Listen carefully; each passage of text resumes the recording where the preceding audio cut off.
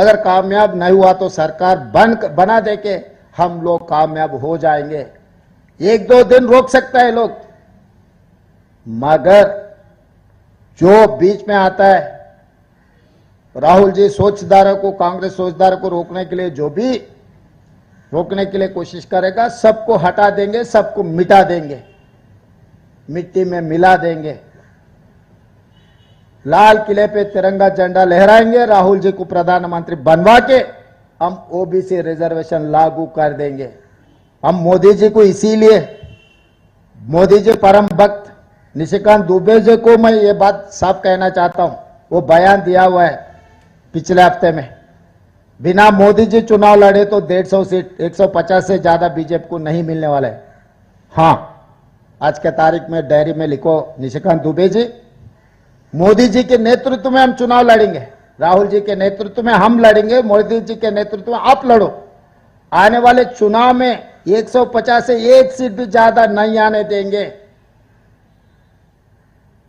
जो कंडीशन लगा है 75 years cut off, Advani ji को, मुरली मनोहर जोशी जी को हटाने के लिए मोदी जी ने यह कानून लागू किए। जिस दिन गुजरात में बहुत सारे गड़बड़ हुआ, तब आज अटल जी ने मोदी जी को हटाने के लिए कोशिश की है, नहीं हटा सका। मोहन भागवत जी ने आज कोशिश कर रहे हैं मोदी जी को हटाने के लिए, मगर वो हटने वाले नहीं है, हमें पता है, आपको भी पता है। मगर राहुल गांधी जी के नेतृत्व में कांग्रेस पार्टी मोदी जी को हटा देंगे, कुर्सी से उतारेंगे, लाल किले पे तिरंगा झंडा लहराएंगे।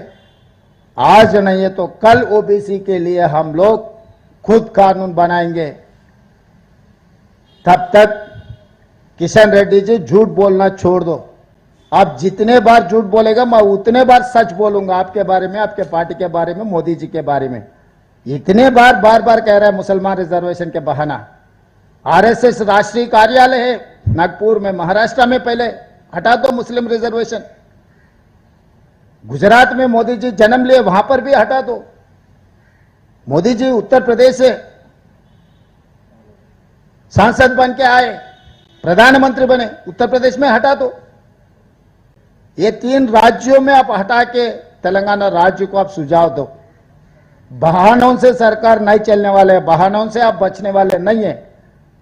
तेलंगाना 4 करोड़ जनता बहुत होशियार है, आपसे भी ज्यादा। इस देश को चलाया है तेलंगाना का धरती पुत्र पीवी नरसिंह राव ने। इस देश को कैसे आगे लेकर जाना है तेलंगाना ने रास्ता दिखाया। इतना याद रख के अब राजनीति करो।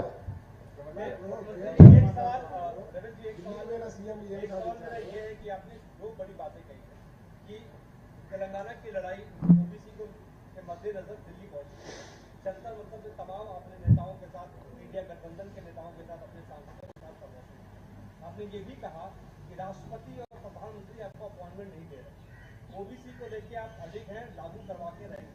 बड़ी मुश्किल हो रही है, कैसे लागू करवा के रहेंगे, क्योंकि सरकार तो भारतीय जनता पार्टी की है। पहला सवाल। दूसरा सवाल ये कि राहुल गांधी ने आज एक बड़ी प्रेस कॉन्फ्रेंस की है और खुलासा किया है चुनाव आयोग को लेकर।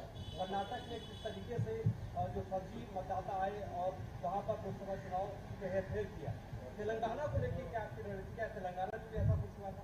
अभी तो हम लोग 42% ओबीसी रिजर्वेशन में हम ज्यादा ध्यान दिए। राहुल जी जो सवाल खड़ा किया, देश भर चर्चा होना है। हमें भी पता है कि भारतीय जनता पार्टी चुनाव में जीतने के लिए क्या क्या कोशिश कर रहा है। ये सब सारे साजिश, देश भर चर्चा होना है। आने वाले बिहार इलेक्शन में जो कोशिश कर रहे हैं सरकार बनाने के लिए, सब होशियार रहना, मीडिया के साथ साथ इस देश के जनता। क्योंकि अब कितना भी मेहनत करो, लोग कितना भी चाहिए, ऐसे सरकार बनाने में अगर बीजेपी बार बार कामयाब होते गए तो इस देश के लिए नुकसान है। यह प्रजातंत्र, राजतंत्र में ऐसे कोई भी कोशिश किए ठीक नहीं है। इसीलिए हम लोग सब सोचकर, एक गंभीर समस्या है, देश को आगे लेकर जाने के लिए हम लोग सब चर्चा करना है, एक रास्ता निकालना है। जहां तक मैं समझता हूं ये रास्ता का एक ही जवाब है मोदी जी को हटाने का। जब तक मोदी जी कुर्सी में बैठेगा ये सब सारे होते रहता है।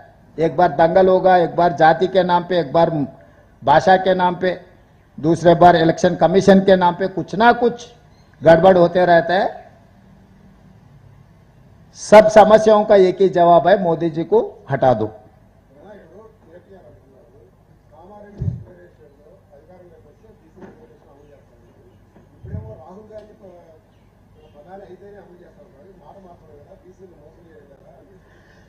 ఆయన పిచ్చి ఆయన ఏ మాటలు మాట్లాడుతాడో ఆయనకే తెలియదు.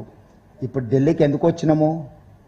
మేము పంపించిన బిల్లులను ఆమోదించకుండా గవర్నర్ గారు రాష్ట్రపతి దగ్గరకు పంపించిండు. ఎన్నికల ప్రక్రియ, ప్రభుత్వ పరిపాలన అనేది అవగాహన ఉంటే ఎవరు ఇట్లాంటి పిచ్చి మాటలు మాట్లాడరు. ఆయన పిచ్చితనము, అసంతృప్తి